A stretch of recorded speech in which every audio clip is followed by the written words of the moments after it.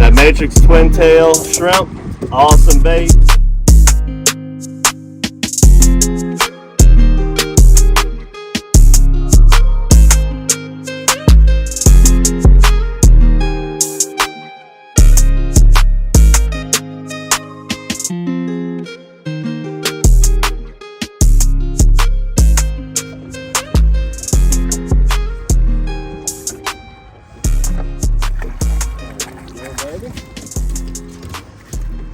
Very familiar spot with a relatively new bait. Got our twin tail shrimp here in our shrimp cocktail color. It's a little double tail shrimp. This thing performs very well on a jig head when it's falling back to the bottom. Then little twin tails really get to flapping. Got it on one of our bigger screw lock jig heads, whether you want to use a 3/8 or a half. Golden eye screw lock. Fishing the world famous trusty trestle. See how many we can put in the boat today.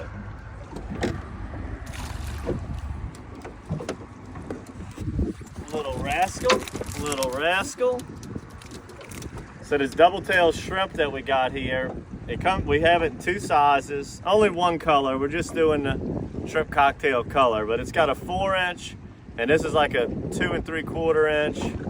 I think we call it a 3-inch on the website. These fish aren't terribly big, so we're going with the smaller version. I got it on the screw lock, golden eye screw lock there. Now if you go with our 4-inch and the fish are bigger, just make sure you bump it up to a 4/0 hook. Right now we're using a 3/0 hook, and we're putting some fish in the boat. All right, so the natural way to fish this bridge, we went over this a million times, but might as well say it again here. We got a hard incoming tide right now. Got a nice east wind. Now when I first got out here this morning, it was falling. Wind was still out to east, but the tide was falling. So I was fishing the eastern side of it that's the side the tide was going towards, and I'm just a big fan of fishing the side of the bridge that the tide's going towards. You want to fish with the current. So we picked up several on that side. Then once the tide switched over and it started coming in, I simply went under the bridge, and now we're fishing the west side of the bridge, and I'm throwing it up at the tide right in front of each piling. I'm giving it a good 8 count, letting this little double tail shrimp get down to the bottom, and I'm simply working that bait, just gonna bounce that shrimp off the bottom. And that little double tail shrimp, this is one shrimp that I've seen that's very effective on a jig head. Jig heads are very effective out on this bridge. That's what you want to do. You want to be constantly making contact with the bottom, and with those two little tails on this shrimp, they really put in a lot of action. As you can see right here, let me reel it in.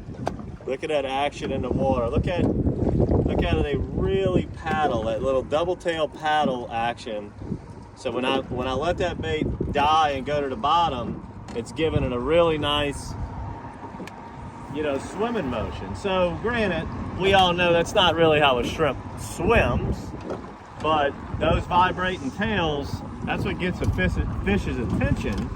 And the front of the lure has all your shrimp features, whiskers, eyeballs, things of that nature, and it's kind of built like a shrimp in the body. So it's a great shrimp imitation, and it does a really good job out here. And I really like it for fishing the bridges or any kind of deep water jigging that we do out here. But we're gonna keep plucking away on the west side of this bridge now that the tide's coming in hard. I really like a incoming tide during the springtime, and see what kind of day we can make here. We got here pups. What we got, pups? Another one for the box.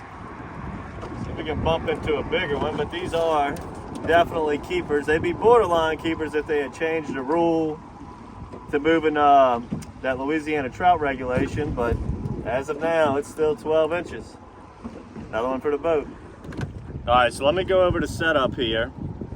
It's a little bit tricky threading this little double tail shrimp on our GoldenEye screw locks, as it's kind of a narrow body bait, but nevertheless, want a little precision, easily done. So you push it up about a 1/2 inch up the lure, And now we're gonna continue, we're gonna go with our screw-on process here.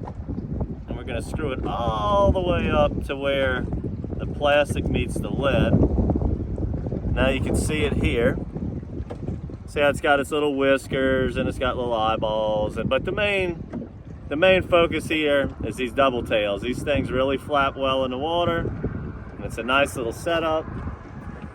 I like to keep the boat, this is a little bit further away than we usually keep the boat, just because I was talking to you guys, so the boat naturally drifted this way.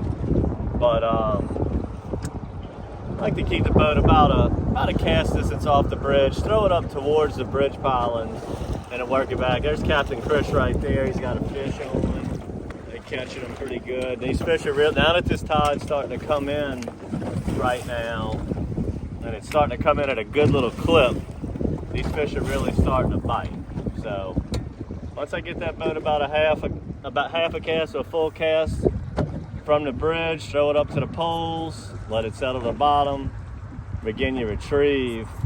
And these fish are really starting to turn on for their annual spring run. There he is, to perfection of what we're trying to explain to you guys.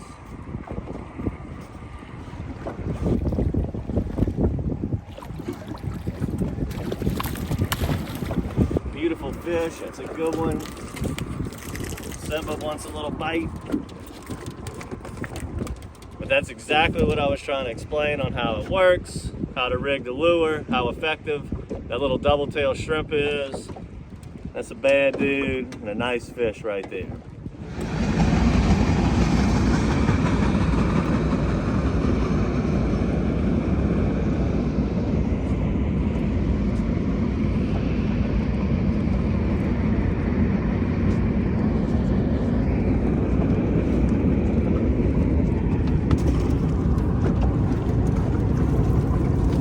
Always get asked, do the fish still bite when the trains are passing? Well, that clip right there tells you all you need to know.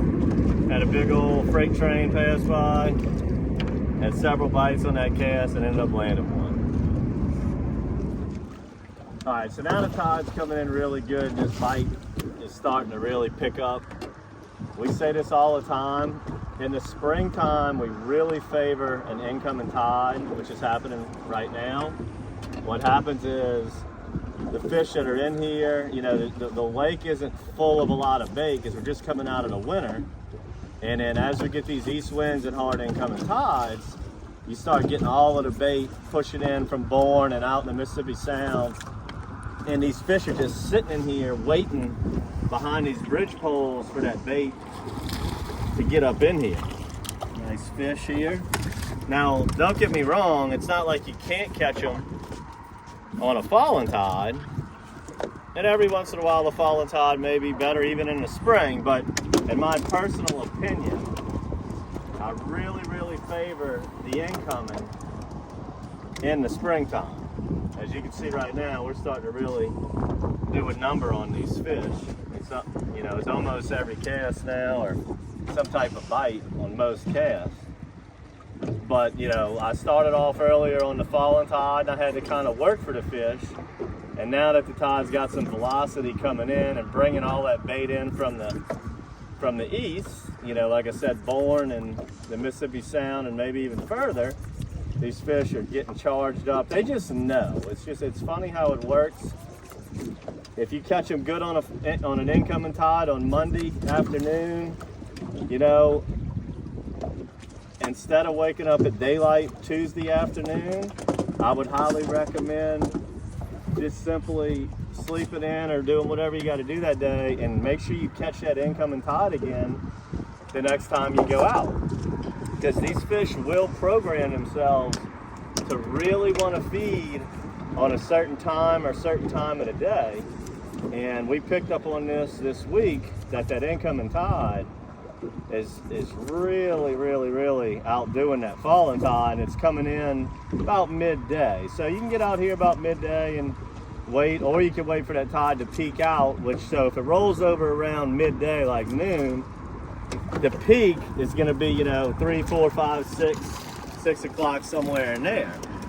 And whenever, if you're really wanting a hard incoming tide, what you want to do, where it's going to come in even harder, is whenever you have the incoming tide, but you also have an east wind with it or behind it. Because what happens is it's already going to come in at its natural rate based on gravity and lunar and how tides work and all of that. But now you have the east wind giving it even more velocity. And sometimes, depending on the spot, that can make the fish really charge up. Now, if you fish in a type of spot that you don't want a lot of tide, like the bridges in the Wrigley's, you don't want that situation because the tide will be running too hard. But out here on these bridges, we like a hard tide. Look at this nice fish. Probably the biggest one of the day here. Come on up. Come on up. There we go, baby. Now we are doing a number on them now, guys. Just about every cast. I hadn't even moved the boat 2 pilings in the last 5 or 10 minutes. That Matrix twin tail shrimp, awesome bait. It's going to be in this monthly bait box. Make sure you subscribe to the monthly bait box. Get your hands on some of them. We'll be sending out some golden eyes, screw lock jig heads. Get out here and get on this spring run, guys. This usually happens all the way through the end of May. Get your hands on some of these lures. Subscribe to the YouTube channel. We got 9 million episodes fishing these bridges, and that's going to be the main thing we'll be doing for the next few weeks, is bouncing from bridge to bridge to bridge, showing you guys different ways of doing this. So I hope you enjoyed this episode, guys, and until next time, good fishing.